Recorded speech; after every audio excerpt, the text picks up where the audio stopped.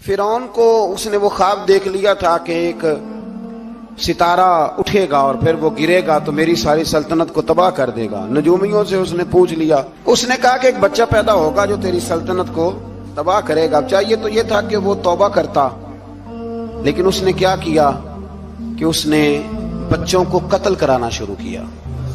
یذبحون ابناءکم، ذبح کرا دیتا تھا تمہارے بیٹوں، اور بچیوں کو وہ زندہ رکھتا تھا۔ تو حضرت موسیٰ جب پیدا ہوئے تو ان کی والدہ نے پتہ کیا کیا، ان کو ایک صندوق میں بند کر کے دریا میں بہا دیا۔ اب دریا میں بہتے جا رہے ہیں تو ماں تھی تو پریشان بھی ہو گئی، ان کی ہمشیرہ کو کہنے لگی ذرا دھیان رکھنا کدھر جاتے ہیں۔ حضرت موسیٰ علیہ السلام دریا میں بہتے بہتے نا فرعون نے نا دریا کے کنارے مکان بنایا ہوا تھا۔ آپ کو پتہ ہے بادشاہوں کا ذوق ہوتا ہے، آج کل ہمارے جو حکمران ہیں انہوں نے اس کا نام فارم ہاؤس رکھا ہوا ہے، میرا فارم ہاؤس، اور پرانے زمانے میں لوگ ڈیرا کہتے تھے۔ تو اس نے بھی اس طرح کا فارم ہاؤس بنایا ہوا تھا۔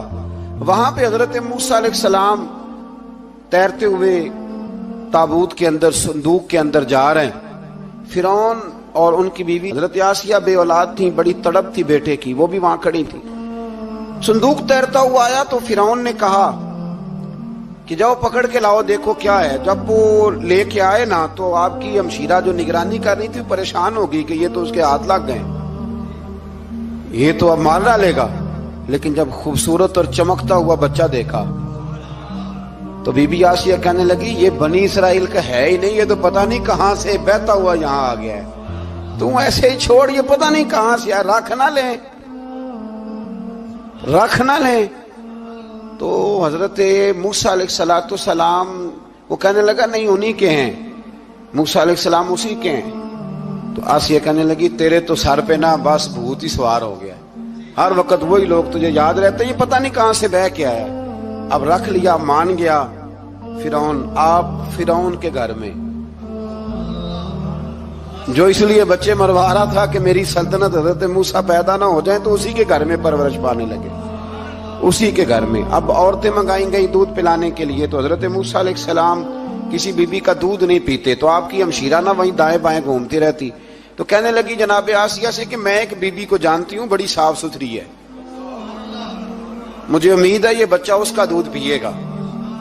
تو فرعون کہنے لگا دوڑ کے لا، تو وہ اپنی والدہ کو لے کے آئیں تو حضرت موسیٰ نے فوراً دودھ پینا شروع کر دیا۔ فرعون کو پھر تھوڑا شک ہوا۔ ایک روایت یوں بھی لکھی ہے بعض لوگوں نے کہ فرعون ایک دن اٹھایا ہوا تھا حضرت موسیٰ کی، ابھی تھوڑی سی عمر تھی، تو آپ نے اس کی داڑھی پکڑ کے تو ایک گھونسا دے مارا، جلالی تو شروع سے ہے نا۔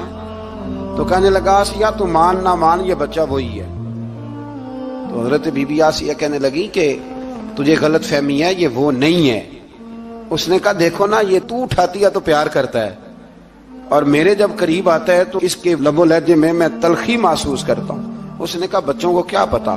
خیر ایک طرف اس نے کھانے پینے کی چیزیں رکھ دی، ایک طرف انگارے رکھ دیے۔ وہ بھی حضرت آسیہ کہتی ہیں کہ تجھے سمجھ آئے بچے بچے ہوتے ہیں، حضرت موسیٰ بچے تو تھے پر تھے تو اللہ کے نبی نا، اللہ کے نبی تھے۔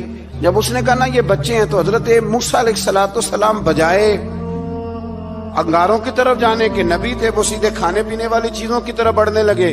فرعون کہنے لگا آپ بتا۔ اللہ تعالیٰ نے حضرت جبریل کو بھیجا، انہوں نے کہا ادھر نہیں جانا آپ ادھر جائیے۔ تو آپ آگ کی طرف گئے اور ایک کوئلہ اٹھا کے زبان پہ رکھ لیا۔ تو آسیہ کہنے لگی سمجھ آئی، بچے کو کیا پتا کدھر جانا ہے کدھر نہیں جانا، اگر وہ اتنا ہی خیال ہوتا وہی بچہ ہوتا تو آگ۔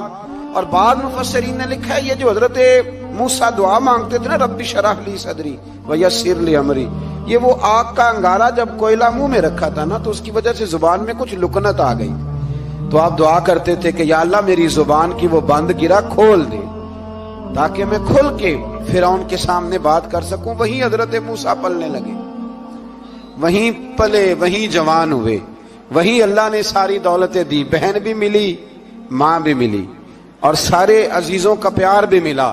اسی گھر کے اندر اللہ نے پرورش کر کے فرعون کے ظلم سے بنی اسرائیل کو نجات عطا فرمائی۔ موسیٰ بھی فرعون کے گھر میں پلنے لگے، اور جب جوان ہو گئے تو فرعون کے ہاں جو ظلم ہوتا تھا حضرت موسیٰ اس پر بول پڑتے تھے، جلال فرماتے۔ تو فرعون پھر ناراض رہنے لگا، یہاں تک کہ اس نے آپ کو نکال دیا آپ تشریف لے گئے وہاں سے. تو حضرت موسیٰ ایک دن شام کے وقت دوبارہ آئے بستی میں، لوگ سوئے ہوئے تھے. تو دو آدمی، ایک بنی اسرائیل میں سے اور ایک فرعون کی اپنی قوم میں سے، وہ دونوں آپس میں جھگڑ رہے تھے.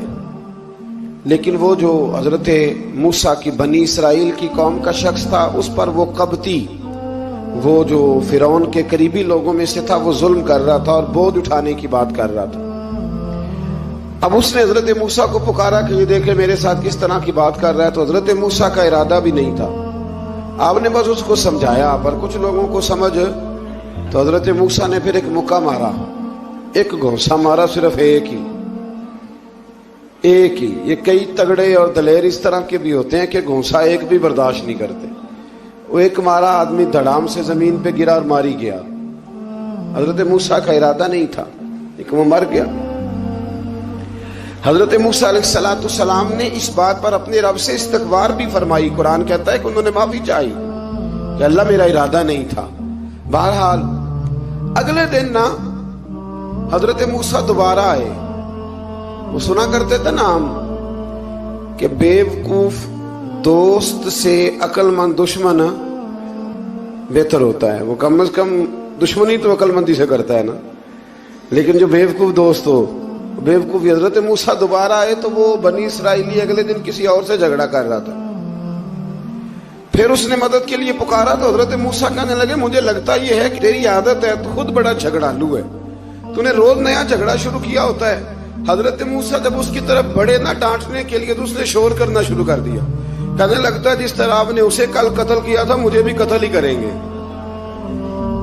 یہ انسانوں کا مزاج ہے کہ آپ جب تک کسی کے طبیعت کے مطابق چلیں گے وہ راضی رہتا ہے، اور ذرا آپ اس کی طبیعت سے ہٹتے ہیں تو وہ شور کرتا ہے. اس نے کہا جی آپ مجھے بھی لگتا ہے ماریں گے.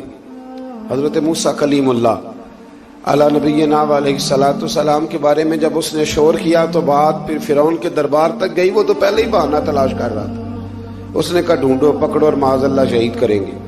کسی نے آ کے خبر دی کہ آپ جہاں سے ہجرت کر جائیں، اس لیے کہ آپ کے لیے یہاں حالات درست. اور بھائی یہ چھوڑ دیا کریں بات کہ فلاں آدمی کے حق میں فلاں جگہ حالات کیسے خراب ہوئے، تو نبی کریم علیہ السلام مکہ چھوڑ کے کیوں آئے؟ حضرت موسیٰ علیہ السلام نے ہجرت کیوں فرمائی؟ یہ ایک ایسی عجیب بحث ہے جس کو لوگ بلا وجہ چھوڑ دیتے، بلا وجہ چھیڑ دیتے ہیں. اور بالخصوص ایک خاتون نے ایک دفعہ مجھے پیغام دیا تو میں بڑی اس کی بات سن کے مجھے عجیب لگا. وہ کہنے لگی کہ دوسری جگہ میری شادی ہوئی ہے، مجھے طلاق ہو گئی تھی، تو مجھے ایک تانا روز سننے کو ملتا ہے تو اتنی اچھی ہوتی تو وہاں نہ رہ لیتی. تو بھئی یہ کوئی تانے والی بات ہے؟ کوئی ضروری ہے کہ بیوی غلط ہوتی ہے تو طلاق ہوتی ہے؟ اللہ کے محبوب علیہ السلام کی دو صاحبزادیوں کو ابو لہب کے دو بیٹوں نے طلاق بھیج دی تھی. کس کی غلطی تھی؟ تو آپ کیا کہہ سکتے ہیں یہاں کیوں طلاق؟ تو اتنی جلدی بات تھوڑی کر دیں گے آپ، تھوڑی احتیاط فرمائیں بولنے میں. تو حضرت موسیٰ علیہ السلام وہاں سے نکلے اور آپ مدین کی طرف چلے گئے. مدین وہ علاقہ تھا جہاں فرعون کی حکومت کوئی نہیں تھی. حضرت موسیٰ جیسے ہی وہاں پہنچے تو ان کے اندر ایک جذبہ تھا، ظلم ہوتا نہیں دیکھ سکتے. جب وہاں پہنچے تو انہوں نے دیکھا لوگ اپنے اپنے جانوروں کو گھاٹ پہ پانی پلا رہے ہیں اور دو خواتین ہیں وہ بالکل پیچھے کھڑی ہیں. تو حضرت موسیٰ کلیم آگے بڑھ کے کہنے لگے تم کیوں نہیں پانی پلاتی؟ تو وہ کہنے لگی ہمارا بھائی کوئی نہیں، باپ ہمارا بوڑھا ہے. اللہ اکبر. مجبوری یہ ہے، ہم ہیں بھی پردہ دار گھرانے کی، مجبوری ہماری یہ ہے کہ جب تک یہ سارے لوگ پانی پلا نہیں لیں گے اتنی دیر تک ہماری باری نہیں آئے گی.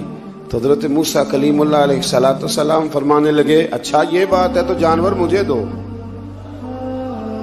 وہ ہو یہ رہا تھا کہ چونکہ مرد پانی پلا رہے تھے تو اور جتنے بھی مرد آتے جاتے تھے وہ گھستے جاتے تھے اور عورتیں بیچاری کھڑی تھیں. حضرت موسیٰ جھٹ سے آگے بڑھے، پیچھے ہٹو. ان دو خواتین پاک باز عورتوں کے جانوروں کو پانی پلایا اور پھر آپ دوبارہ وہیں بیٹھ گئے. وہ بیبیاں جلدی جلدی گھر گئیں، جا کے اپنے والد سے کہنے لگی ابا جی کمال ہو گیا، اس بستی میں ایک ایسا آدمی ملا ہے جو عورتوں کی طرف دیکھتا ہے تو نیکی کرنے کے لیے آگے بڑھتا ہے، جو مجبور اور بے کس کے لیے اچھے جذبات رکھتا ہے. فرمایا جلدی لاؤ. कुछ मुफस्सिरीन और तरफ भी गए हैं, लेकिन जमहूर ने लिखा है कि वो हजरत शुएब अलैहिस्सलाम थे। हजरत शुएब ने घर बुलाया, अपनी एक बेटी को भेजा, फरमाया बेटे बुला के लाओ। वो जब घर आए तो आप फरमाने लगे आप मेरे साथ उजरत तय कर लें, 8 साल या 10 साल आप मेरी बकरियों को चराएं, मेरे घर में रहें।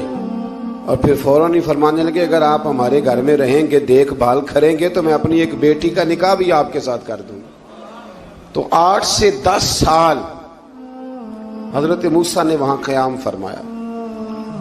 और फिर जब आपका निकाह हो गया तो आप अपनी बीवी को लेके मिस्र की जानिब जा रहे थे, तो रास्ते में ना ठंड ज्यादा हो गई, तो अपनी ज़ौजा से कहने लगे वहां आग जल रही है, मैं तेरे लिए आग लेके आता हूं ताकि तू ताप सके, गर्मी हासिल कर सके। वहां गए तो दरख्त से आवाज आई, मूसा मैं तेरा रब हूं। दरख्त से आवाज आई, मूसा मैं तेरा रब हूं। और हजरत मूसा कलीमुल्लाह को वहां वही आनी शुरू हुई। वहां वही अल्लाह ताला ने उन्हें वो असा अता फरमाया जो फिर बाद में अज़दहा बनता था।